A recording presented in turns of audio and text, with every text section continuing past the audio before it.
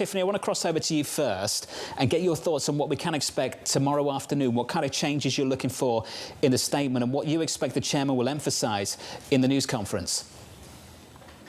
Well, I think he's going to say that they are more confident that inflation is starting to move back towards their goal after progress had stalled in the first half of this year. Of course, the fact that shelter inflation has shown more progress in the last few inflation prints is going to help in that.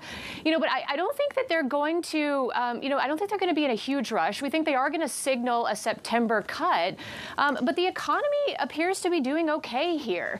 So, I think, in terms of market pricing, the Fed is very focused on, I think, cutting maybe at a once a quarter pace, taking it slow at least at first, unless the economy appears to be rolling over more heavily. And I mean, it doesn't. So, I think he could actually come across as being a bit more balanced, although we do think they are going to cut in September relative to what markets are pricing. We don't get an update to their assumptions, their forecasts this time around. We'll get them in September, I believe. Tiffany, I'm looking at their current forecast for unemployment. They've got that for 2024 at 4%. That's below where we are right now.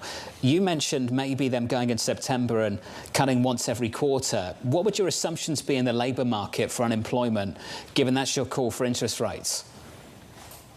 Yeah, I mean, so we think unemployment probably ends around where it is now, 4.2, maybe a little bit higher. The labor markets are normalizing, but we think the important fact here is that you haven't seen a lot of, actual layoffs. If you just look at the level of employment, has not really declined. Those are usually the hallmarks of recession. So, we think we're seeing a labor market here, which is easing, certainly. We've had a lot of supply, more supply coming into the labor market as a result of immigration, and that appears to be the story to us, and I think that still allows them, to kind of, cut and do it at a pace, that isn't hurried like we see in a recession.